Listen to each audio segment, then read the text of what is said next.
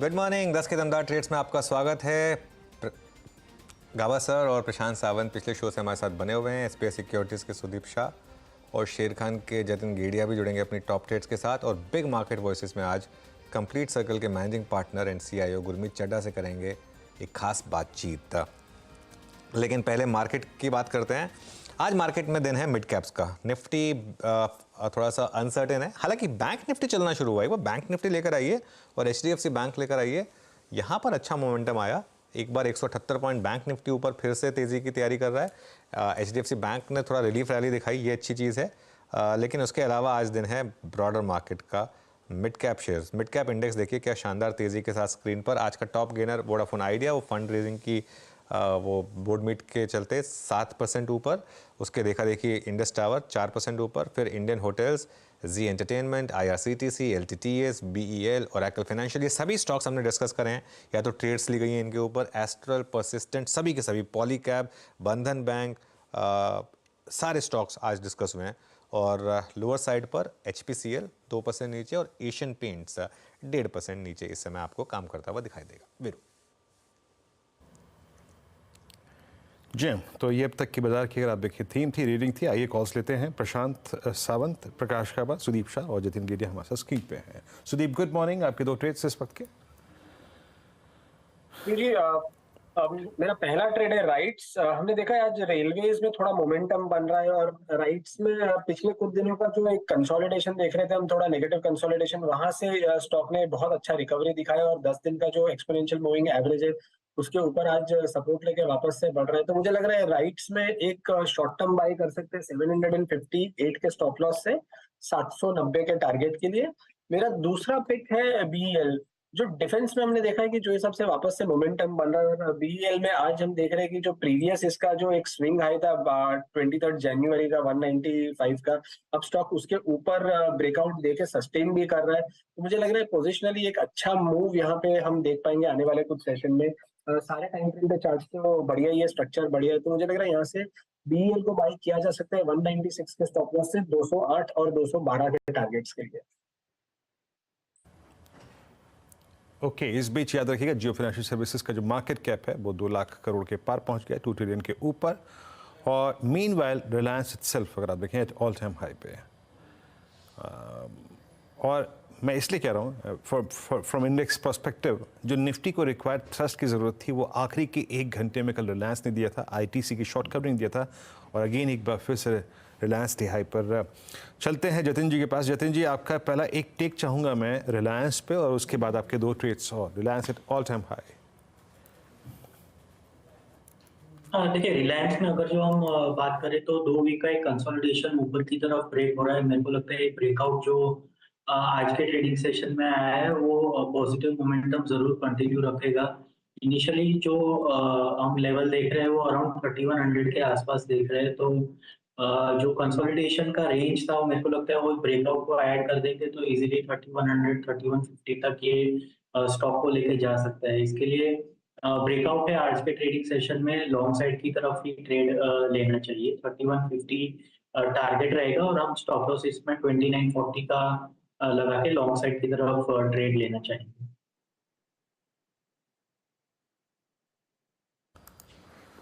Okay, तो 2 trades ये भी हो गए। अब चलते हैं प्रकाश सर के पास। प्रकाश सर, आपके 2 ट्रेड्स। मुझे सिप्ला पसंद है। अच्छा मोमेंटम है। 1470 पर ट्रेड करा है सिप्ला।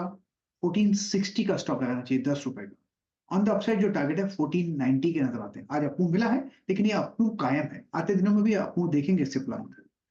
दूसरा स्टॉक जो पसंद है इसी बास्केट से है वो लुपिन। 1609 पर ट्रेड कर रहा है। यहाँ पर एक breakout on the verge of giving breakout है, लगता है मिल ही जाए। एक्चुअली मिल ही गया है।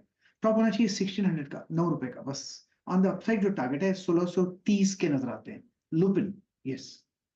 ओके, मीनवाइल जियो फाइनेंशियल एक बार फिर लेकर आइए। जियो फाइनेंशियल का मार्केट कैप क्रॉस हुआ है करीब करीब 2 लाख करोड़। तो 2 लाख करोड़ का मार्केट कैप जियो फाइनेंशियल का। और रिलायंस ने भी एक फ्रेश ऑल टाइम हाई लगाया। याद रखिए रिलायंस का मार्केट कैप है करीब करीब 20 लाख करोड़ के पार। तो अब टोटल मिलाकर 22 लाख करोड़ के करीब इन 2 कंपनियों का मार्केट कैप हो गया। 2 को इसलिए ले रहे हैं क्योंकि कुछ समय पहले तक जियो हिस्सा था रिलायंस का, फिर वो डीमर्ज हुआ इसके लिए। लेकिन एक महीने में 40% के मूव जियो फाइनेंशियल में, क्या शानदार मोमेंटम यहाँ पर रहा है। और क्लियरली आज का stock of the day without a doubt. Volumes देखिए क्या शानदार वॉल्यूम्स हैं यहाँ पर। 80 मिलियन शेयर, मतलब करीब करीब 8 करोड़ शेयर ट्रेड ऑलरेडी हो चुके हैं। और 8 करोड़ शेयर मतलब 337 रुपये के हिसाब से आप लगा लीजिए 2,500 करोड़ का वॉल्यूम ऑलरेडी हो चुका है।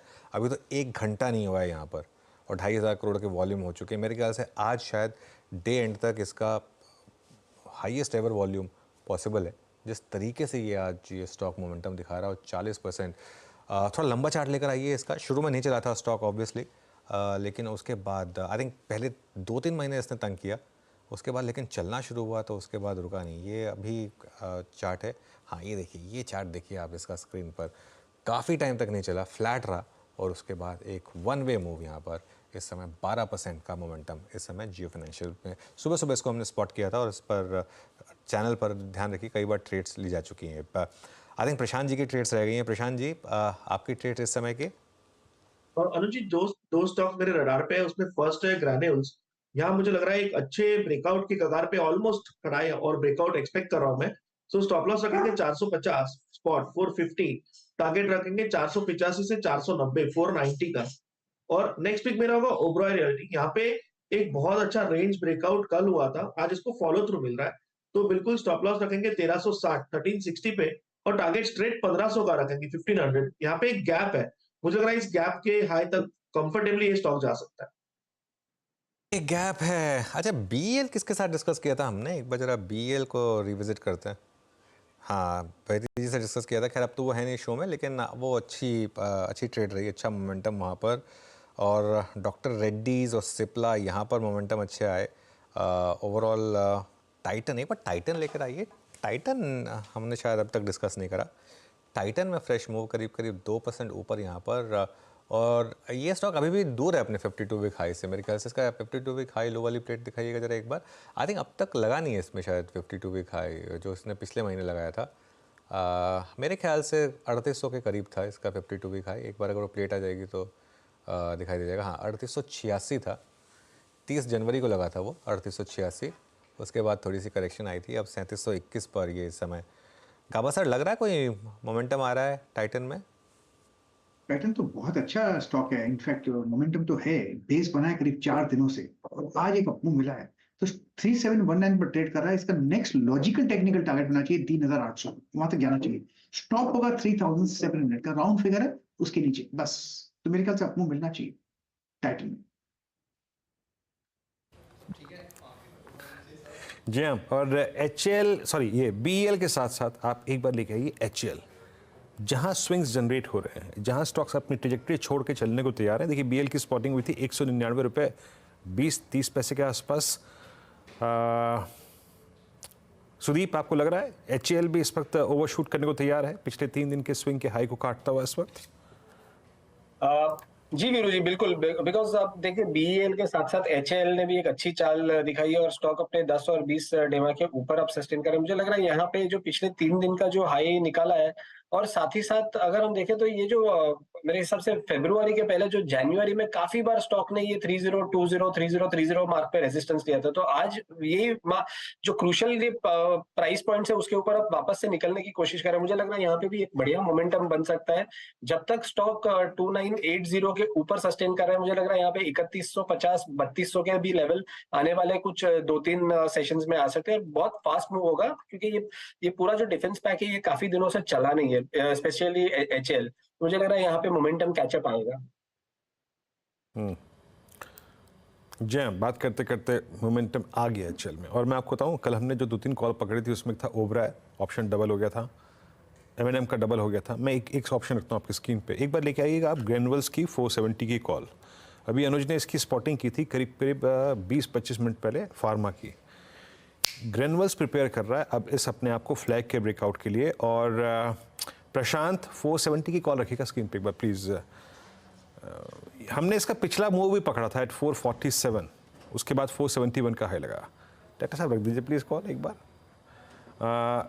पकड़ेंगे इसकी 470 की कॉल, व्यू क्या आपका? जी वीरू जी, बिल्कुल मुझे लग रहा है मोमेंटम आ सकता है और करीबन 750 के आसपास चल रही है। यहाँ पे 4 के जस्ट नीचे 3.8 3.9 पे स्टॉप लॉस रखिए। मुझे लग रहा है कि ये बहुत कंफर्टेबल यहाँ से 12.5 से लेके 14 के रेंज तक जा सकती है। ओके, तो ये भी डे हाई पर आके ट्रेड करती हुई और यस देखिए बात करते करते 6 रुपये की कॉल हो गई 7.5 और ये अगर निकला तो वाकई अच्छा मूव देगा, अच्छा मूव देता हुआ 8 रुपये हो गए स्क्रीन पे, मेरे स्क्रीन पे क्योंकि टिक बाय टिक चार्ट आते हैं 7.80 रुपये हो गए ऑप्शन। और अब ग्रैनुअल्स 467 पे, now it's Nifty pharma which is a day high, दिन के सर्वोच्च रुपये आके ट्रेड करता हुआ मूव आ रहे हैं फार्मा में इस वक्त, क्योंकि इंडेक्स देखिए मोर और लेस उसी रेंज में स्थिर है, फार्मा मूव जनरेट करता हुआ और ल्यूपिन, दिवीज, डॉक्टर रेड्डी, सन फार्मा सब डे हाई पर आके ट्रेड करते हुए। एक बार अपोलो को मार्क कर देते हैं, let's bring Apollo. Prakash sir, Apollo पे आपका टेक, अर्निंग्स के बाद बड़ा स्विंग अच्छा आया, फिर डे हाई पे गया, 2 दिन से सुस्ताता हुआ, लेकिन क्या ये फाइनली जो 3 दिन रहे जो कि एक रेंज में सिमट गए उससे निकलने का संकेत दे रहा है, क्योंकि निफ्टी फार्मा और हेल्थ के दोनों अच्छा कर रहे हैं इस वक्त। या अपोलो हॉस्पिटल की बात करें तो सीमित दायरे में ट्रेड कर रहा है 6779 पर। अच्छी एंट्री मिलेगी जब वो 6840 पार कर लेगा ऑन द बाय साइड, फिर एक टारगेट मिलेगा 7000 का। बाइंग मोड पर तो है लेकिन साइडवेज मूव पर है, अप मूव कायम है, लेकिन कहाँ नीचे रुकता है, या तो फिर ले लें आप, स्टॉप लगाइए 6720 का, फिर एक अप मूव का ट्राई कर सकते हैं या फिर कंफर्मेशन लीजिए। तो अपोलो बाय मोड पर डेफिनेटली है हॉस्पिटल। चलिए अब एक काम करते हैं, आज फ्राइडे है, आज सुबह सुबह मैंने एक रील बनाई थी सिनेमा लवर्स डे पर कि 99 रुपीज़ में फिल्म देखेंगे या 99 रुपीज़ से कम में कोई ब्लॉकबस्टर शेयर लेंगे। पहले वो सुनते हैं दोबारा, फिर हमने कुछ आंसर सेलेक्ट करें वो प्ले करेंगे। गुड मॉर्निंग, आप लोगों के लिए अच्छी खबर, आज फ्राइडे और आज है वर्ल्ड सिनेमा डे और इस पर PVR आइनॉक्स मूवी की टिकट्स दे रहे हैं आपको सिर्फ 99 रुपीज़ में। जी हाँ, सिर्फ 99 रुपीज़ में कोई भी मूवी जाकर आप देख कर आइए। तो ठीक है, वो तो करिए, लेकिन हम तो स्टॉक मार्केट वाले हैं, तो हम सोच रहे हैं कि क्यों ना बात करें ऐसे स्टॉक्स की जो 99 रुपीज़ से कम में हैं और आपके फेवरेट्स हैं। बताइए मुझे, ट्विटर और इंस्टाग्राम दोनों पर लिखिए और बताइए कि आपका 99 रुपीज़ से कम में फेवरेट स्टॉक कौन सा है। अब आप पूछेंगे मेरा कौन सा है, तो देखिए मैं तो कई बार कह चुका हूँ उसको, कई बार मेरी स्पॉटलाइट में भी आया है, एक ही स्टॉक है, GMR एयरपोर्ट, अभी तो 99 से कम का है, आगे पता नहीं कितने का होगा। डिस्क्लेमर, ये रिकमेंडेशन नहीं है, सिर्फ मेरा फेवरेट स्टॉक, आप अपना फेवरेट बताइए। ओके, अच्छा वीरू, ये मैं मतलब सुबह 8 बजे रील डाली थी, 2 घंटे में 3.5 लाख व्यूज़ आ चुके हैं इस पर, 3.5 लाख व्यूज़ और ज़बरदस्त एंगेजमेंट रेट है। ऑब्वियसली लोगों को कुछ तो पसंद आया होगा यहाँ पर और काफ़ी रिप्लाइज़ आए हैं, मैं उनमें से कुछ रिप्लाइज़ देख रहा हूँ। ध्यान रखिए रिकमेंडेशन नहीं है, लेकिन क्योंकि हमने सोचा था कि हमारे व्यूअर्स को आज हम इंक्लूड करेंगे इसमें, फ्राइडे है इसके लिए लेकर आइए डायरेक्टर साहब। ये देखिए एक IG अजू करके हैं, इन्होंने लिखा है NHPC। रमेश कुमावत ये बोल रहे हैं साउथ इंडियन बैंक। उसके बाद TTML है एक पिक, सॉरी मैं नाम नहीं पढ़ पा रहा हूँ, थोड़ा सा बारीक लिखा हुआ है काफ़ी। और उसके बाद शिवम जी बोल रहे हैं IOB, अच्छा जी IOB चला काफ़ी है खैर वैसे। रोहिणी जी बोल रही हैं IDBI। संजय अग्रवाल जी बोल रहे हैं येस बैंक ऑलरेडी काफ़ी चल चुका है। बुल मार्केट की ताकत देखिए, JP पावर भी आ गया इस लिस्ट में। ट्रेड विद परविश बोल रहे हैं एक बार पुरानी प्लेट लेकर आइए वापस, इससे पिछले वाली हाँ सर ITC नहीं है 100 रुपये से कम का, किसी ने ITC भी लिख दिया, देखिए हंसी मजाक में। ITC तो है सर थोड़ा गिरा है वापस, लेकिन अभी भी ITC 400 रुपये का है, तो थोड़ा हंसी मजाक अपनी तरफ। लेकिन NHPC और येस बैंक, सबसे ज़्यादा NHPC और फिर येस बैंक, तो ये क्लियरली लोगों की चॉइस है। देखिए बहुत सारे रिस्पॉन्स आए हैं, सब तो हम नहीं प्ले कर पाएंगे। मैं वीरू को रिक्वेस्ट करूंगा कि दोपहर वाले शो में वीरू एक बार फिर इसको रिविजिट करके कुछ और शेयर्स प्लीज़ डिस्कस कर लेना, और उसके बाद क्योंकि जो लोग कुछ रह गए होंगे वो आप फिर 2 बजे के शो में डिस्कस कर लेना, ठीक है ना। हाँ। चलिए फिर डन। हाँ। अच्छा विषय था, अच्छा विषय था। हाँ नहीं विषय अच्छा था। हाँ मेरा भी इंटरेस्ट बनने लगा था। हाँ वो हमारी सोशल मीडिया टीम ने सजेस्ट किया था, वैसे ही मैं बता दूं, मेरा भी इंटरेस्ट बना। हमारी सोशल मीडिया टीम में ही एक मेंबर ने सजेस्ट किया था, और हमारी सोशल मीडिया टीम वैसे बहुत मेहनती है वीरू, मतलब छोटी सी टीम है लेकिन बहुत मेहनत करती है, और मतलब और हमेशा हंसती रहती है। वैसे ये चीज़ें बता दूं मैं आपको, चाहे उनको जितना मर्जी काम दे दो। चलिए अब एक काम करते हैं, आगे बढ़ते हैं, और बिग मार्केट वॉइसेस में हमारे साथ कंप्लीट सर्कल के managing partner and CIO Gurmeet Chadha जुड़ गए हैं, उनसे जानते हैं। गुरमीत जी गुड मॉर्निंग। 100 रुपये से कम में आपका भी कोई शेयर है क्या पसंदीदा?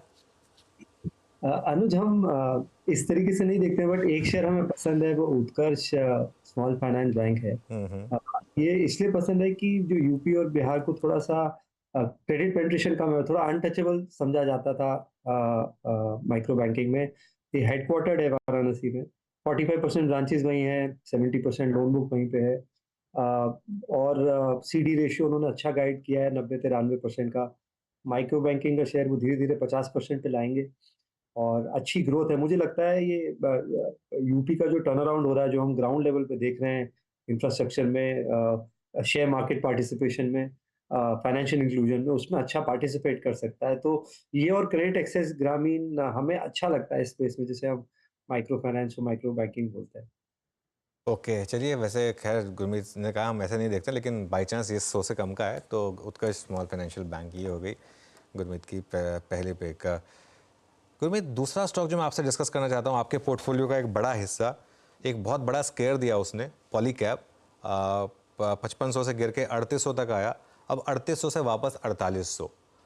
क्या ये एग्जिट रैली है या फिर ये कॉन्फिडेंस बता रहा है मार्केट का कि नहीं, हम एक लीप ऑफ फेथ लेने को तैयार हैं या सेकंड चांस देने को तैयार हैं?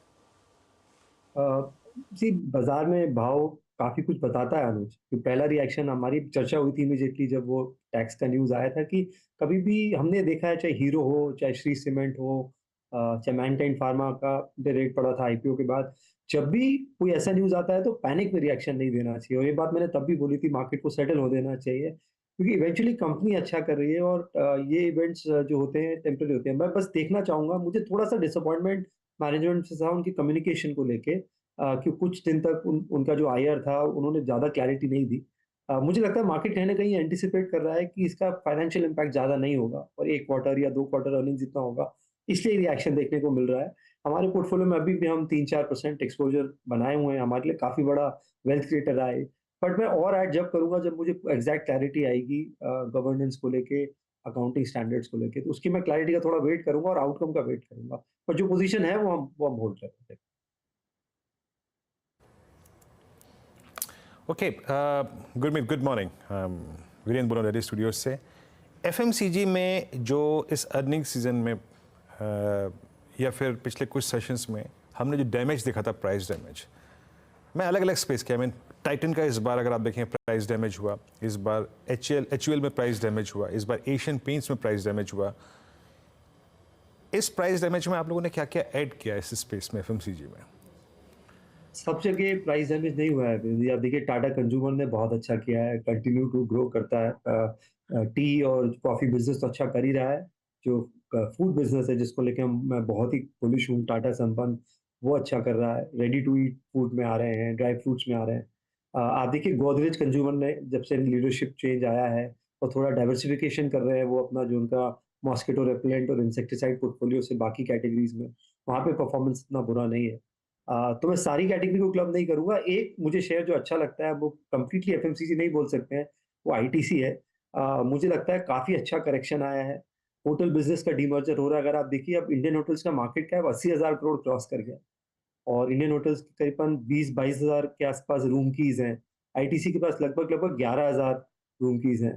तो जो हमने रिलायंस और जियो फाइनेंशियल में थोड़ा बहुत डीमर्जर का प्ले होते हुए देखा है, कुछ हद तक वैसा प्ले आईटीसी में अगले कुछ पीरियड में हो सकता है। सिगरेट वॉल्यूम गिरा था पिछले क्वार्टर, इसलिए मार्केट में थोड़ा रिएक्शन आया, प्लस बैट का एक ओवरहैंग है कि कितना स्टेक बेचेगा। मुझे लगता है प्रॉब्लम थोड़ी टेम्पररी है। अगर आप देखिए ब्राइटर साइड पे, एफएमसीजी बिजनेस का एबिट मार्जिन 11% आ गया। ये सिंगल डिजिट होता था और इसका कंट्रीब्यूशन इंक्रीजिंगली बढ़ रहा है। पेपर बोर्ड बिजनेस में प्रॉफिटेबिलिटी गिरी थी, मुझे लगता है वो सिक्लिकल है।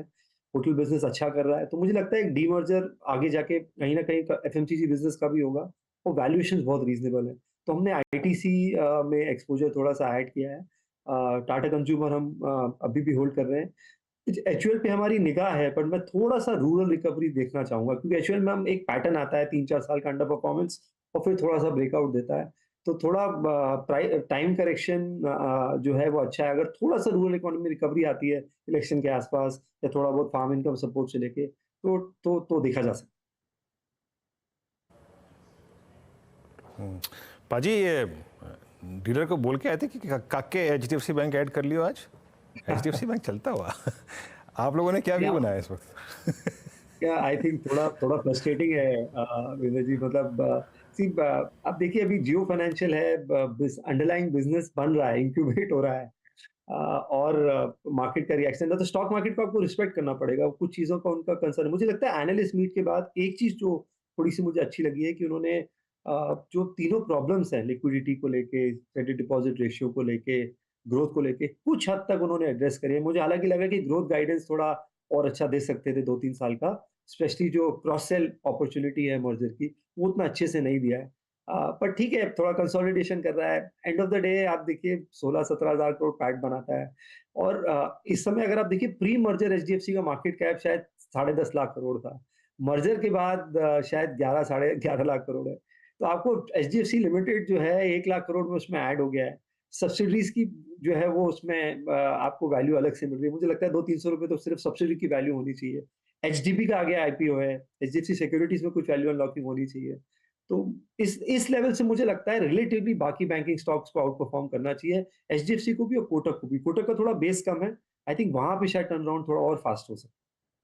ओके अच्छा गुरमीत, पिछले 3-4 दिन में एक जो मार्केट ने व्यू लिया है वो ऑयल मार्केटिंग कंपनीज पर लिया है कि थोड़ी प्रॉफिट बुकिंग कर ली जाए यहाँ पर।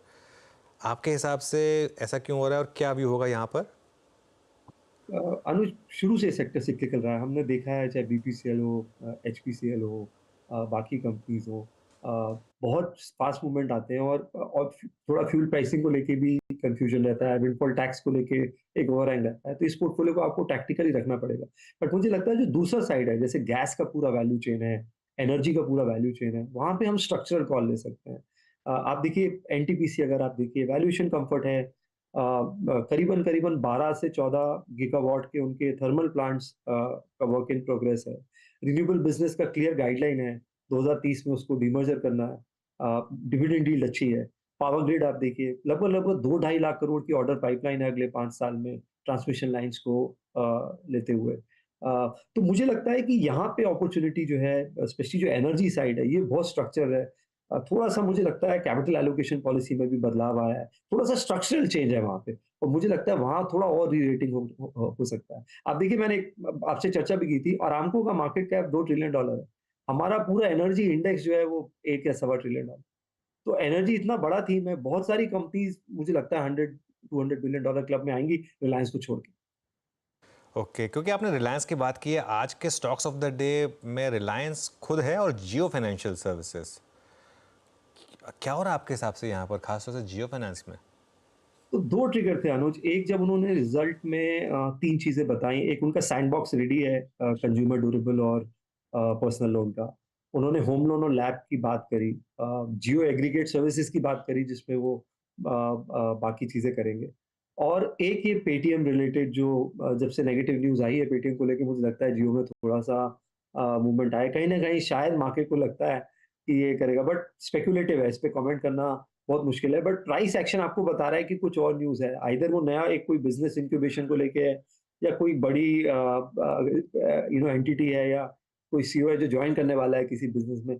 प्राइस एक्शन थोड़ा प्रिसीड करता है, बट मुझे लगता है थोड़ा रन अप थोड़ा सा जल्दी है, क्योंकि जियो में टाइम लगेगा for things to play out. एक उन्होंने जो सप्लाई चेन Q4 में बोला था कि वो कर देंगे 2024 में, सप्लाई चेन फाइनेंसिंग, वो एक बहुत इंपॉर्टेंट सेगमेंट है, क्योंकि रिलायंस का ह्यूज नेटवर्क है वेंडर्स का, जियो और रिटेल के नेटवर्क को भी एनकैश कर सकते हैं। तो वो प्रोडक्ट को मैं जरा देखना चाहूंगा, वो थोड़ा सा इनोवेटिव प्रोडक्ट है सप्लाई चेन फाइनेंसिंग का, जो मुझे लगता है मार्केट में थोड़ा डिस्ट्रप्शन कर सकता है। ओके, जियो फाइनेंशियल सर्विसेज पे आपका टेक भाजी। ये आपने कोई केमिकल में कॉन्ट्रैक्ट कॉल ली है इस बार अभी तक? कोई फर्स्ट मूवर एडवांटेज लेने का? एक काउंटर कॉल है पोर्टफोलियो। हाँ, एक है पीआई इंडस्ट्रीज। हमको, मैं पूरा केमिकल नहीं बोलता हूँ, वो काफी टाइम से है पोर्टफोलियो में। हमने थोड़ा इनफैक्ट वेटेज कम किया ओवर कोर्स ऑफ टाइम उसमें। टाटा केमिकल मुझे लगता है हमारे वैल्यूएशन कंफर्ट है, 10 टाइम्स अर्निंग है। थोड़ा सोडा ऐश को लेके और चाइना डंपिंग को लेके थोड़ा सा इशू है। दूसरा, मुझे लगता है जो स्पेशलिटी केमिकल स्पेस में, जो ईवी स्पेस में काम कर रहा है, वो मुझे लगता है उससे काफी बड़ा रेवेन्यू ड्राइवर हो सकता है। और ये प्रॉक्सी प्ले है इंफ्रास्ट्रक्चर हाउसिंग का, क्योंकि सोडा ऐश की रॉ मटेरियल जो है ग्लास का है, जिसका and use automobile infrastructure housing में है। तो ये मुझे लगता है वैल्यूएशन कंफर्ट है और टाटा ग्रुप है, प्लस रैलिस इंडिया है इसमें, तो एग्रोकेमिकल का प्ले भी आ जाता है, तो मल्टीपल प्लेयर्स है इसमें और काफी वैल्यूएशन कंफर्ट है। गुरमीत जी, कोई HFC ऐप ने ऐड करी? अभी हमने हालांकि जियो फाइनेंशियल सर्विसेज पे एक डेडिकेटेड डिस्कशन किया, but specially HFCs considering I think जो रियल स्टेट में मूव है उसको देखते हुए। होम फर्स्ट फाइनेंस हमारे पोर्टफोलियो में काफी समय से है, पिछले लगभग 1.5 साल से है। मुझे लगता है 30% ग्रोथ कर पाएंगे। ज्योग्राफी डाइवर्सिफिकेशन है, ROA बहुत सॉलिड है। होम फर्स्ट फाइनेंस नहीं, मतलब आप होम वो यही रखेंगे और कोई नहीं ऐड करेंगे, मतलब PNB हाउसिंग फाइनेंस या फिर LIC हाउसिंग फाइनेंस, इन पे आप करते हैं? बैंक्स में वो प्ले वीरू जी मिल रहा है आपको। देखिए SBI की लोन बुक और HDFC की लोन बुक आप ऐड करेंगे तो 13 लाख करोड़ है, 14 लाख करोड़ की लोन बुक है, और दोनों में वैल्यूएशन कंफर्ट है। और मुझे लगता है कि एक बार थोड़ा जब साइकिल रिवर्स होगी, इंटरेस्ट थोड़ा लिक्विडिटी, ऐसी लिक्विडिटी टाइटनिंग मैंने बहुत समय से नहीं देखी है। लिक्विडिटी टाइटनिंग अच्छी नहीं है फाइनेंशियल्स के लिए, स्पेशली NBFCs के लिए। कॉस्ट ऑफ फंड्स पे प्रेशर है। थोड़ा सा जब ये साइकिल चेंज होगी, थोड़ा शायद CRR कट हो, लिक्विडिटी चेंज हो, रेट कट साइकिल शुरू हो, वो मेरे ख्याल से उससे थोड़ा 1 महीना पहले मुझे लगता है बेटर टाइम होगा NBFCs को और HFCs दोनों को देखने का, इंक्रीमेंटल एडिशन की। ओके, NBFCs और HFCs दोनों को देखने का इंक्रीमेंटली। फाइनल सवाल एटलीस्ट मेरी तरफ से, इस समय कोई नया आइडिया जो आपने निकाला हो गुरमीत जी? आप इतना, आपके पास पैसा भी आ रहा है तो ऑब्वियसली डिप्लॉय करने के लिए भी सोचना पड़ता होगा, PMS भी है, तो क्या कुछ नया आइडिया निकाला हो जो आप शेयर कर सकें? अनुज, 3-4 स्पेसेस पे हम काफ़ी रिसर्च कर रहे हैं। एक जो स्पेस से रिलेटेड है, गवर्नमेंट का भी अनाउंसमेंट आया 100% FDI को लेके। एक जो हमारी लर्निंग रही है कि गवर्नमेंट जहाँ स्पेंड कर रही है वहाँ पे कुछ पोर्शन पोर्टफोलियो का होना चाहिए। उन्होंने PSUs के लिए बोला था 6 महीने पहले, प्रधानमंत्री ने खुद। फिर डिफेंस के लिए भी बहुत गवर्नमेंट ने फोकस किया था, तो हमने देखा है कितना वैल्यू क्रिएशन हुआ। मुझे लगता है स्पेस एक बहुत एक्साइटिंग अपॉर्चुनिटी है। एक हम प्रॉक्सी प्ले हैं सोलार, क्योंकि सोलार का स्टेक है स्काई रूट में, और Skyroot is India first private rocket satellite launching company, तो उसका प्रॉक्सी प्ले है। हम साइंट DLM देख रहे हैं EMS स्पेस में, जो end to end solutions provide करती है, और कुछ एक कंपनीज और देख रहे हैं इस पर्टिकुलर स्पेस पे। वैल्यूएशन कंफर्ट थोड़ा कम है, बट हम साइंट DLM भी देख रहे हैं। एक हमने जेन टेक्नोलॉजीज थोड़ा सा ऐड किया है, और NBCC कुछ नॉन डिस्क्रिशनरी पोर्टफोलियोज में ऐड किया है, क्योंकि बॉर्डर फेंसिंग हो रही है और सर्वेलेंस रिक्वायरमेंट आ रही है। तो उसमें दोनों NBCC from construction and Zen for surveillance को दिया है। और एक छोटी कंपनी हमने ऐड करी है कंट्रोल प्रिंट, वो प्रॉक्सी प्ले है फॉर्मलाइजेशन को लेकर। It's coding and bar coding company. तो जितना जितना सेक्टर फॉर्मलाइज होगा, आप देखिए फार्मा में, मेडिसिन में भी बार कोडिंग हो गई है, रिटेल पूरा जो फॉर्मेट है किराना का बारकोड यूज हो रहे हैं। तो ये एक प्रॉक्सी प्ले है फॉर्मलाइजेशन ऑफ ई-कॉमर्स का, इकोनॉमी का, जो हम खेलना चाहते हैं कंट्रोल प्रिंट के थ्रू। गुरमीत जी, फ्राइडे प्लान कहीं खाना या फिर कोई सिनेमा, कोई पिक्चर आइडेंटिफाई की इस बार आपने? क्या 3 चीजें हैं। एक हमारा वीकेंड क्रिकेट मैच होता है, तो मैं क्रिकेट खेलता हूँ वीकेंड पे, थोड़ा सा मार्केट से भी मेंटली स्विच ऑफ होने के लिए। और आर्टिकल 370 में लुक फॉरवर्ड कर रहा हूँ, इंटरेस्टिंग मूवी है, शायद कैच अप करूंगा सैटरडे को। ओके, मुझे भी एक जगह नोएडा से ट्विटर पे एक आमंत्रण आया था कि आइए सैटरडे संडे को, तो नोएडा में किसी क्रिकेट ग्राउंड में है ना? हाँ जी, यहाँ पे एक पायनियर क्रिकेट ग्राउंड है जी, बहुत बढ़िया क्रिकेट ग्राउंड है। यहाँ पे अंडर 15 के ट्रायल्स भी होते हैं, तो वहाँ खेलते हैं। ओके, चलिए, पर जिस ट्रायल की बात कर रहे हैं उसमें तो उम्र में हम आ नहीं पाएंगे। खैर, फिर भी कोशिश करेंगे किस दिन आपके पार्क में आने की। गुरमीत जी, बहुत बहुत शुक्रिया, आप इस कार्यक्रम में शामिल हुए, और have a nice weekend sir. आपका सप्ताहांत बहुत अच्छा रहिए, और आर्टिकल 370 देखिए। मैं भी कोशिश करूँगा, देखते हैं कौन सी मूवी देख के आऊँगा। बट अभी अगर आप स्क्रीन को देखें तो इट्स 22224, 22-5। आज संघर्ष है स्क्रीन पे, याद रखिएगा। फॉर इंडेक्स बहुत एक पर्याप्त, बहुत एक, जिसे कहते हैं ना, एक डिसेंट डे नहीं है। स्टॉक स्पेसिफिक मूव हमको शाम को सुबह सुबह मिल गए अच्छे, लेकिन इंडेक्स के लिए बहुत एक, आई थिंक, रीजनेबल डे नहीं लग रहा।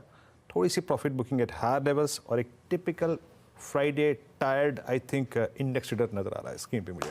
नीरज जी के पास चलते हैं, कुछ उत्साह एक बार फिर से लेके आएंगे। नीरज जी, कुछ इनवीडिया जैसा लाइए ना यहाँ पर भी।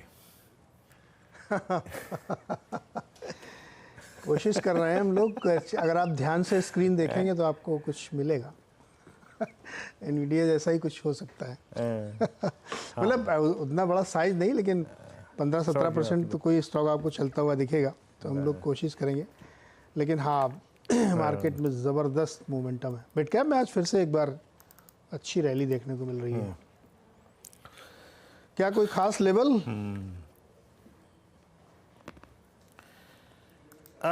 नीरज जी, अभी एज ऑफ नाउ मुझे को ना इंडेक्स में थकान नजर आ रही है। मेरे को लग रहा है जो कल के ट्रेड्स थे या फिर सुबह भी जो लोड हुए ना, वो एक जोन था निफ्टी के लिए। डायरेक्टर साहब, मेरी निफ्टी की जो पहली प्लेट लेके आएंगे 22,277, 310, इस जोन में आके थोड़े से अपने प्रॉफिट्स को कैश में कन्वर्ट करिए। और निफ्टी का आज का इंटरडे हाई जो था वो करीब करीब था 22,297। मुझे लगता है नीरज जी, अगला ब्रेक थ्रू मार्केट में तभी आएगा जब निफ्टी बैंक अपने इस साइकिल में 47,240 पार करे, तभी आई थिंक आएगा। अदरवाइज कोई सब्सटेंशियल डिप मिले तो ऐड कीजिएगा। हायर प्राइस पे रिस्क रिवॉर्ड रेशियो इतना अच्छा नहीं है। जो कल हुआ बड़ा उत्साहजनक था, लोअर लेवल से पुल बैक। मुझे ये बताइए आप, वहाँ रिवॉर्ड अच्छा था। जैसे बाधा दौड़ होती है ना, कि आप थोड़ी थोड़ी जगहों पे बम्प अप आता है। अगर मुझे निफ्टी 23,000 की देखना है तो कौन सी बाधा पहले पार करनी है, ये बताओ आप। ये बैंक निफ्टी 47,250, क्योंकि कई बार होता है दोनों अलग अलग चलते वो हैं। 1500 पॉइंट की चैनल। दुविधा सबसे बड़ी है HDFC बैंक नीरज जी। इन्होंने हमारा, अगर आप देखें, नीचे का दरवाजा खुला था, ऊपर का दरवाजा भी यही खोलेंगे, आप यकीन मानिए। इस पर जब तक एक डिसाइसिव बाइंग नहीं आएगी तब तक मेरे ख्याल से XHDFC। अच्छा, आप मुझसे HDFC पूछ। XHDFC 23,000 का निफ्टी मुझे देखना है, निफ्टी नॉट बैंक निफ्टी। तो मुझे कौन सी बाधा पार करनी, मेरा सिंपल सा सवाल है। उसमें रिलायंस। ओके, मैं उस पर बोल नहीं सकता आधिकारिक तौर पे, लेकिन रिलायंस, क्योंकि रिलायंस में एक बहुत अच्छा ब्रेकआउट है। ओके, चलो देखते हैं हमारी इच्छा कब पूरी होती है। मैं तो उम्मीद करूंगा कि बहुत जल्द होनी चाहिए। चलिए, खैर ये तो सब हम लोगों की गपशप चलती रहती है। मार्केट में एक बढ़िया मजबूती, अच्छी तेज़ी देखने को मिल रही है। और चूंकि हम लोग रिलायंस का नाम लिया तो इसलिए कोई ट्रेड वेड मत लीजिएगा, या लीजिएगा तो अपने एडवाइज़र से ज़रूर पूछिएगा उसमें।